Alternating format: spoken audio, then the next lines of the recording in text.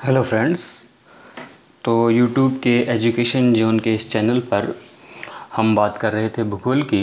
तो आज से हम इसमें राजस्थान भूगोल के साथ साथ एक नई सीरीज़ भी ऐड कर रहे हैं जिसमें भारत के भूगोल की चर्चा करेंगे और साथ में जो विश्व भूगोल के कंसेप्ट हैं जो राजस्थान के भूगोल और भारत के भूगोल दोनों में अप्लाई होते हैं उनकी भी चर्चा करेंगे। तो ये जो लेक्चर की सीरीज़ है ये राजस्थान के भूगोल से अलग चलेगी। राजस्थान के भूगोल की सीरीज़ भी कंटिन्यू चलती रहेगी। तो आज भारत के भूगोल की इस सीरीज़ में सबसे पहले हम लेक्चर नंबर 1 की बात करते हैं और इस 1 नंबर के लेक्चर में हम बात करेंगे भारत की स्थिति और विस्तार की। ये टॉपिक जितने भी सेंटर के एग्ज़ाम हैं उसके लिए बहुत महत्वपूर्ण है और राजस्थान के जो एग्ज़ाम हैं जैसे आरएएस का एग्ज़ाम हो गया, first grade, second grade, REET, Patwar police, जहाँ भी भारत का भूगोल लिखा हुआ है तो वहाँ पे सबसे ज़्यादा चांस रहते हैं कि भारत की स्थिति और विस्तार से प्रश्न पूछे जाएँ। और स्थिति और विस्तार पे प्रश्न कन्फ्यूज़ भी कर सकते हैं, इसलिए हम एक एक बात की डिटेल से चर्चा करेंगे। तो चलिए इसमें शुरू करते हैं। हम पहले देखिए तो भूगोल को थोड़ा व्यापक रूप में समझें तो जो भूगोल का शब्द है जिसे हम इंग्लिश में जियोग्राफी कहते हैं, तो ये जो जियोग्राफी शब्द है ये 2 शब्दों से मिलकर बना है, एक तो जियो शब्द और एक ग्राफी शब्द। यहाँ पे जो जियो शब्द का अर्थ है वो होता है पृथ्वी से, और ग्राफी शब्द जहाँ भी आपको लगा दिखेगा प्रत्यय के रूप में तो इसका मतलब आएगा किसी भी चीज़ का सिस्टमेटिक अध्ययन करना। तो यहाँ पे जियोग्राफी का मतलब हुआ पृथ्वी का अध्ययन करना। तो ये मैं इसलिए बता रहा हूँ क्योंकि इस तरह के प्रश्न पूछे जा सकते हैं। अब जो जियोग्राफी के जनक कहे जाते हैं तो उनका नाम है एराटोस्थनीज। ये प्रश्न पूछा गया है एसएससी एग्ज़ाम में, इसको ध्यान रखना है। एराटोस्थनीज को भूगोल का जनक कहा जाता है क्योंकि यहाँ से सिस्टमेटिक अध्ययन शुरू हुआ था। अब देखिए भारत के भूगोल में जब हम आते हैं तो सबसे पहले हम बात करते हैं स्थिति और विस्तार की। स्थिति और विस्तार को हम अक्षांश और देशांतर के अनुसार सबसे पहले समझने की कोशिश करते हैं। जैसे राजस्थान के भूगोल में हमने देखा था अक्षांश और देशांतर के अनुसार, वैसे ही यहाँ पर भी हम अब देखिए जो अक्षांशीय और देशांतरीय विस्तार है वह है, अक्षांशीय विस्तार की बात करें तो 6 डिग्री 4 मिनट से 37 डिग्री 6 मिनट उत्तरी अक्षांश, 6 डिग्री 4 मिनट से 37 डिग्री 6 मिनट उत्तरी अक्षांश। और जो देशांतरीय विस्तार है वह है 68 डिग्री 7 मिनट से 97 डिग्री 25 मिनट पूर्वी देशांतर। अब देखिए इसका मतलब क्या होता है कि हमें पता ही है कि जो 2 अक्षांश होते हैं या जो 2 देशांतर होते हैं, मान लीजिए एक का मान है 0, एक का मान है 1 और अगले देशांतरीय अक्षांश का मान है 2, तो इसके बीच में 60 छोटे छोटे भाग होते हैं और इन भागों को हम कहते हैं मिनट। तो इस तरह से जब मैं कह रहा हूँ कि 6 डिग्री 4 मिनट तो इसका मतलब हुआ कि एक अक्षांश 6 डिग्री वाला और उसके बाद एक अक्षांश 7 डिग्री वाला, इसके बीच में चौथी लाइन वो मिनट कहलाती है। तो ये बताता है भारत का एग्जैक्ट लोकेशन पृथ्वी पर। इसी तरह से देशांतर में भी आ जाएगा। 68 और 69 के बीच की जो लाइन है उसके बीच में से 7वीं लाइन से शुरू होता है और 97 और 98 के बीच में जो 25वीं लाइन है वहाँ पर ये ख़त्म हो जाता है। ये जो बात है ये है भारत के टोटल अक्षांशीय विस्तार की, जिसमें द्वीप समूह भी शामिल है। ये बात ध्यान रखनी है। भारत का जो सबसे दक्षिणतम द्वीप समूह है वह है अंडमान निकोबार।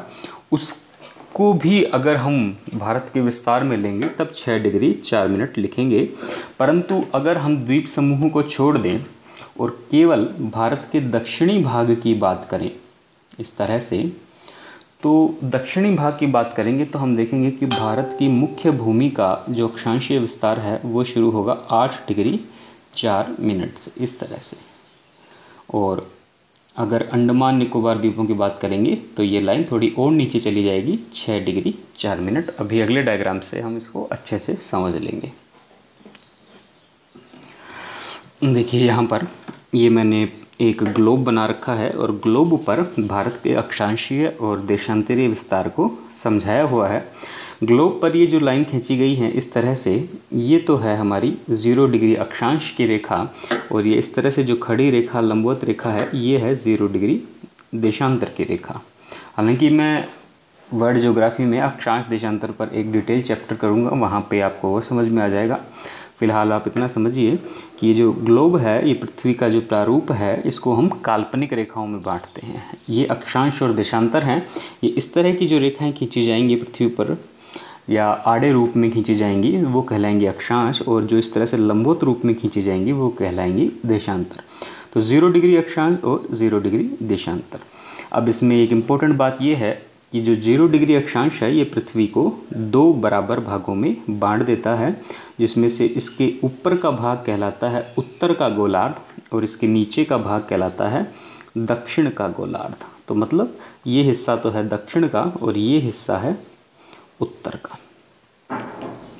तो सबसे पहले तो हमें ये समझना है। इसके बाद जो 0 डिग्री देशांतर है, इसके आगे का दायां वाला भाग, ये वाला हिस्सा आपका कहलाता है पूर्वी गोलार्ध, और इसके बायां हिस्सा कहलाता है पश्चिमी गोलार्ध। तो इस तरह से पृथ्वी पर 4 गोलार्ध हो गए। ये बात हमने राजस्थान में भी देखी थी। तो अब इन चारों गोलार्धों को जिस हिसाब से हम दिशा का निर्धारण करें तो हम कहेंगे भारत पृथ्वी पर उत्तर पूर्व गोलार्ध में स्थित है। तो कि देखिए जो भारत की स्थिति आएगी वो 8 डिग्री 4 मिनट से लेकर 37 डिग्री 6 है, और इसके आगे शब्द लगा हुआ है उत्तर। तो हम भारत को यहाँ बनाते हैं उत्तर में, ना कि हम दक्षिण में बनाते हैं। हालांकि दक्षिण में भी सेम मान चलेंगे, 0 के नीचे 1 2 3 4 5 6, और इस तरह से उत्तर में भी मान चलते हैं 1 2 3, पर उत्तर लगा हुआ है इसलिए हमें पता लगा कि भारत इन 2 अक्षांश रेखाओं के मध्य में है। और देशांतर में इसी तरह से 0 के आगे 1 2 3 करके जब 67 वाली लाइन आएगी और जब 97 वाली लाइन आएगी तो इन दोनों के बीच में स्थित होगा। तो हमें पता लगा कि भारत पृथ्वी पर उत्तर पूर्व गोलार्ध में स्थित है। अगर इसकी दिशा को हम देखें भारतीय व्याकरण के अनुसार तो ये दिशा जो है वो कहलाती है ईशान कोण। ये बात हमने राजस्थान में भी की थी कि राजस्थान भी पृथ्वी के ईशान कोण में है, भारत भी पृथ्वी के ईशान कोण में है। ये एक जाहिर सी बात है। इसके बाद हम आगे देखते हैं भारत का ये डिटेल डायग्राम है। देखिए कि यहाँ पे आपको भारत का मैप दिख रहा है।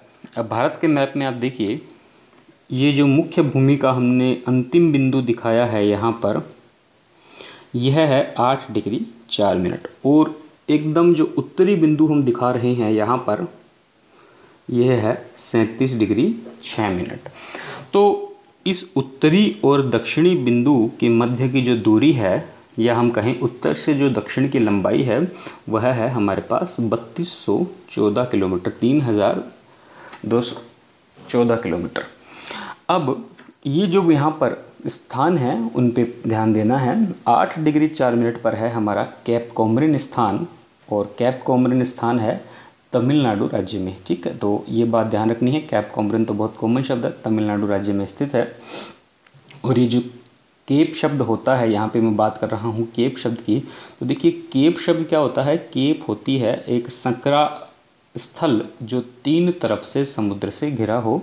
प्रायद्वीपीय क्षेत्र की जब बात करते हैं तब बहुत बड़े भूखंड के रूप में करते हैं। जैसे मान लीजिए दक्षिण भारत का हम प्रायद्वीप कहते हैं, तब हम इतने बड़े हिस्से की बात करते हैं और कहते हैं कि ये स्थान भारत का प्रायद्वीप है क्योंकि ये 3 तरफ से समुद्र से घिरा है। पर जब हम बात करते हैं कैप की तो बहुत सी ही छोटे संकरे स्थल की बात करते हैं, और इस छोटे संकरे स्थल के कारण जो दक्षिण का भाग है वो केप कहलाता है।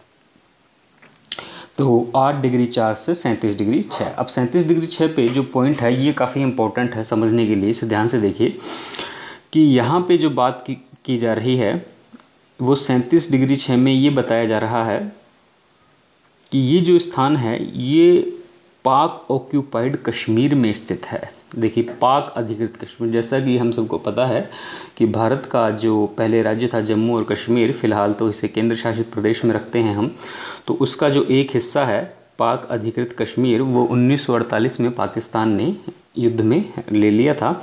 और जो भारत का जो उत्तरी पॉइंट है 37 डिग्री 6 पे, जिसको आप इंदिरा कोल कहते हो, वो यहीं पर स्थित है। फ़िलहाल वर्तमान स्थिति में भारत का यहाँ पर कोई आधिपत्य नहीं है। हालांकि हमारा ये क्षेत्र है, हम इसका दावा करते हैं, हम अपने नक्शे में भी दिखाते हैं, परंतु हमारे सीधा डायरेक्ट प्रत्यक्ष कंट्रोल में यह नहीं है। तो हमारा जो इंदिरा कोल है वह है पाक ऑक्यूपाइड कश्मीर में, इसको ध्यान रखना है। तो ये एक विवादित टेरिटोरी है, परंतु भारत के पास जो एक्चुअल में उत्तरी पॉइंट है जिस पे भारत का आधिपत्य है वह है सियाचिन ग्लेशियर। ठीक है, ये दोनों बातें हैं, इसको अलग अलग ध्यान रखना है। विवादित क्षेत्र में तो है इंदिरा कोल, और अविवादित क्षेत्र जो भारत का सबसे उत्तरी बिंदु है वह है सियाचिन ग्लेशियर। और जिस तरह से इधर भारत का ये वाला हिस्सा पाक ऑक्यूपाइड कश्मीर के नाम से जाना जाता है, उसी प्रकार से इसका जो दायां भाग है वो चाइना ऑक्यूपाइड कश्मीर या सीओ के नाम से भी जाना जाता है। इसको अभी हम डिटेल में देखेंगे बाद में, फ़िलहाल आप इतना ही ध्यान रखिए। इसके बाद हम बात करते हैं पूर्वी और पश्चिमी बिंदु की। तो पूर्वी और पश्चिमी बिंदु में देखिए, जो सबसे पूर्वी बिंदु है वह है 97 डिग्री 25 मिनट पे, यहीं पे भारत का अंतिम देशांतर है। और ये जो स्थान है ये कहलाता है किबुतु या वालांगू, और ये जो है अरुणाचल प्रदेश में स्थित है। ये प्रश्न आरएएस के एग्ज़ाम में प्री में पूछा गया है, भारत का सबसे पूर्वी बिंदु किस राज्य में है, तो ध्यान रखना है अरुणाचल प्रदेश में। या अगर इसके सबसे पश्चिमी बिंदु की बात करें तो ये 68 डिग्री 7 मिनट जहाँ से शुरू होता है भारत का देशांतरीय विस्तार वह है गुजरात में, और गुजरात का जो क्षेत्र है उसका नाम है गुहार मोती। इसे राजहिर क्रिक के नाम से भी हम जानते हैं। तो ये एकदम बेसिक बात है, राज्यों के हिसाब से मैंने बताया, यहाँ प्रश्न आ चुका है तो प्रश्न आ सकता है, इसका ध्यान रखेंगे। अब हम आगे बात करते हैं भारत के उत्तरतम बिंदु की थोड़ी विस्तार में। देखिए, ये भारत का उत्तरी हिस्सा है, जम्मू कश्मीर राज्य को इसमें दिखा रखा है, जो पूर्व स्थिति थी भारत की, वर्तमान में तो केंद्र शासित प्रदेशों में आ गया है। तो देखिए, पूर्व स्थिति के हिसाब से और वर्तमान स्थिति में भी भारत के ये जो हिस्से हैं सीओ के और पीओ के, ये फ़िलहाल भारत के पास आधिपत्य में या डायरेक्ट कंट्रोल में नहीं है। जिसकी बात कर रहे थे यहाँ पे देखिए, इंदिरा कोल वह है पीओके में, और पीओके एक है विवादित क्षेत्र, और सियाचिन ग्लेशियर भारत का अविवादित रूप से उत्तरी बिंदु है। हालांकि विवादित क्षेत्र ये पाकिस्तान के हिसाब से है, हमारे हिसाब से तो ये हमारा ही क्षेत्र है। इसके बाद सियाचिन ग्लेशियर बहुत इंपॉर्टेंट है एग्ज़ाम के लिए, क्योंकि भारत का फ़िलहाल जो आधिपत्य में उत्तरी क्षेत्र है वो ये है। तो इसमें देखिए, इसके बारे में जानकारी लीजिए कि ये जम्मू कश्मीर में है, और जो कर्राकोरम श्रृंखला है ट्रांस हिमालय की, उस पर ये स्थित है। अभी ग्लेशियर क्या होता है? ग्लेशियर होता है बर्फ़ के बहुत बड़े टुकड़े। अब ये जो है ये भारत का सबसे बड़ा ग्लेशियर है, ये सबसे बड़ा हिमनद है। इसकी जो लंबाई चौड़ाई ऊंचाई है वो देखिए 72 किलोमीटर लंबा है, 3 किलोमीटर चौड़ा है, और लगभग 6 किलोमीटर ऊंचा है, 6000 मीटर तक इसकी ऊंचाई है। ये भारत का सबसे बड़ा हिमनद है, और इसकी बर्फ़ पिघलने से एक नदी का उद्गम होता है। देखिए, उत्तर भारत में जितनी भी नदियां बहेंगी उनका जो उद्गम स्थल है वो आप हिमालय में देखेंगे।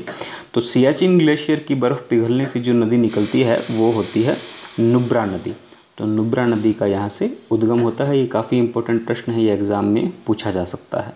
और सबसे अंतिम और इम्पोर्टेंट बात कि ये विश्व का सबसे ऊंचा युद्ध क्षेत्र है।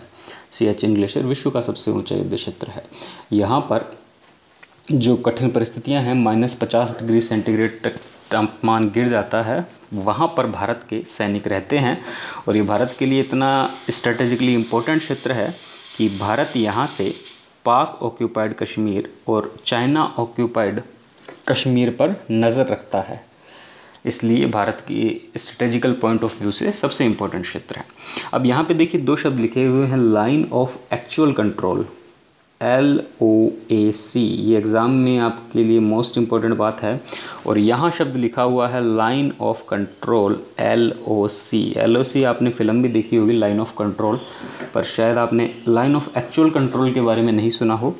देखिए, जो COK के साथ हमारी भारत की सीमा है फ़िलहाल, वो कहलाती है लाइन ऑफ एक्चुअल कंट्रोल, या ऐसे कहें चाइना के साथ हमारी जो जम्मू कश्मीर में सीमा है वो कहलाती है लाइन ऑफ एक्चुअल कंट्रोल, जबकि पाकिस्तान के साथ ये सीमा कहलाती है लाइन ऑफ कंट्रोल। ये कई जगह इंटरव्यू में पूछा जाता है प्रश्न, और LOAC के बारे में एग्ज़ाम में भी प्रश्न आ सकता है।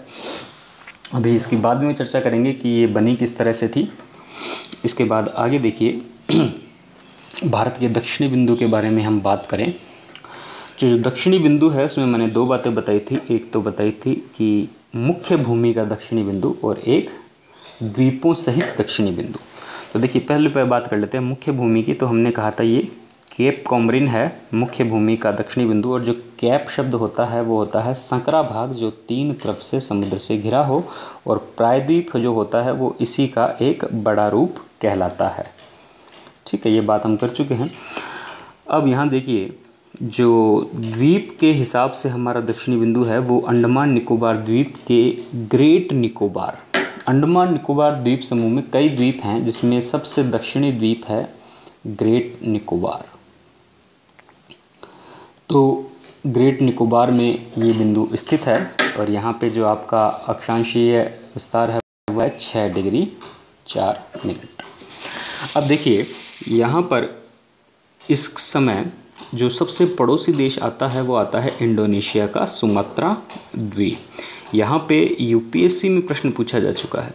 ठीक, देखिए आईएएस के अंदर भी प्रश्न आ चुका है। हालांकि बहुत सिंपल बात थी कि भारत के बंगाल की खाड़ी में सबसे निकटतम जो द्वीप है वो कौन से देश का है। तो हमारा जो ग्रेट निकोबार है वहाँ पे भारत का दक्षिणी बिंदु है और वहाँ से सबसे नज़दीक पड़ता है सुमात्रा द्वीप जो कि इंडोनेशिया देश का एक भाग है। तो इंदिरा पॉइंट जो है उसे पिग्मेलियन पॉइंट या पारसेन पॉइंट भी कहते हैं, ये इसके अन्य नाम हैं। और जो ग्रेट निकोबार है वह सबसे दक्षिणी बिंदु अपने अंदर रखता है और ये दक्षिण का सबसे बड़ा द्वीप है भारत का।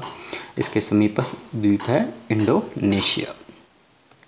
अब इसमें आगे देखते हैं कर्क रेखा की हम बात करते हैं। तो देखिए अभी हमने देखा था भारत का अक्षांशीय विस्तार। तो देखिए कि अक्षांशीय विस्तार चूँकि भारत का हमने देखा कि 8 डिग्री 4 मिनट से 37 डिग्री 6 मिनट है।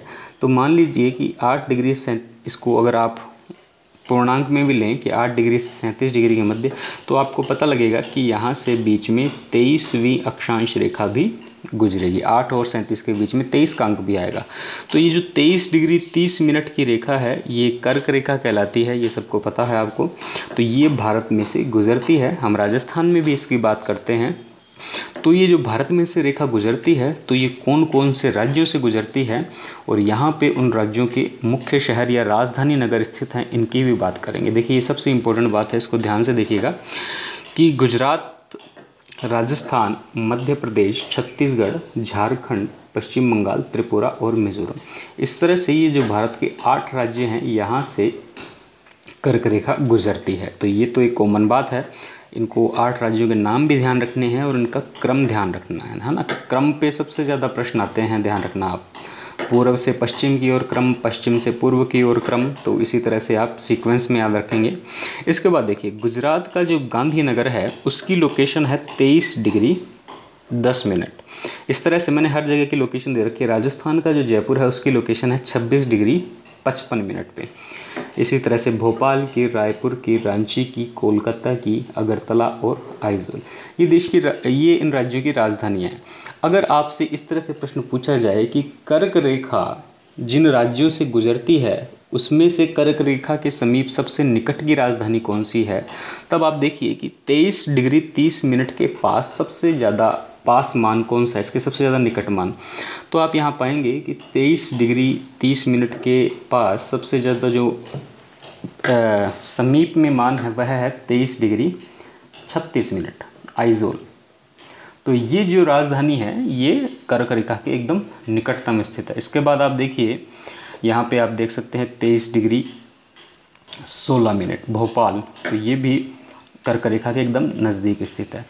और जयपुर को देखेंगे आप 26 डिग्री 55 मिनट, तो ये कर्क रेखा से काफ़ी दूर है। और इन सभी में अगर आप कंपेयर करेंगे तो सबसे ज़्यादा कर्क रेखा पे यही स्थित है, सबसे दूर।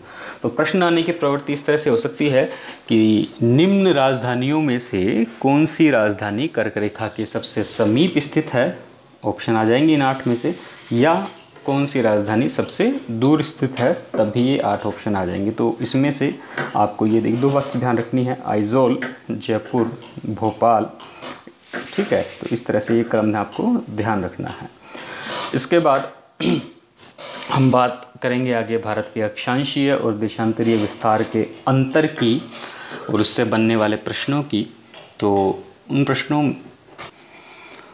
और उनसे बनने वाले प्रश्नों की, तो सबसे पहले देखिए भारत के देशांतरीय विस्तार पे क्या प्रश्न आ सकता है। तो देखिए भारत का जो देशांतरीय विस्तार है वह हमको पता है 97 डिग्री 25 मिनट पे ख़त्म होता है और 68 डिग्री 7 मिनट पे शुरू होता है। तो इन दोनों के मध्य अंतर कितना है, ये प्रश्न इंपॉर्टेंट है। ये राजस्थान में भी हम हल कर चुके हैं, पिछले लेक्चर में आप देख सकते हैं। तो देखिए जब इसको घटाया जाएगा मिनट से मिनट को, तो यहाँ पे कोई समस्या नहीं है, क्योंकि ऊपर 25 का मान बड़ा है, 7 का मान छोटा है। तो 25 में से 7 घटाएंगे तो आपके सामने आ जाएगा 18, और आप 97 में से 68 घटाएंगे तो 29 डिग्री 18 मिनट। तो ये तो एक सिंपल सी आपका घटाना हो गया कि भारत का जो देशांतरीय विस्तार है वो 29 डिग्री 18 मिनट के विस्तारित देशांतरों में विस्तारित है। ये इंपॉर्टेंट बात है, एग्ज़ाम की दृष्टि से ध्यान रखिएगा इसको। और इसी तरह से भारत के अक्षांशीय विस्तार की जब हम बात करेंगे, तो अक्षांशीय विस्तार कितने अक्षांशों के मध्य फैला है, तो इसमें आप क्या करेंगे, जो अक्षांशीय विस्तार है 37, 6 और 8 डिग्री 4, इसको इसमें से घटा देंगे। 6 में से 4 घटाएंगे 2, 37 में से 8 घटाएंगे 29। तो 29 डिग्री 2 मिनट भारत का अक्षांशीय विस्तार है, मतलब इतने अक्षांशों के मध्य भारत फैला हुआ है।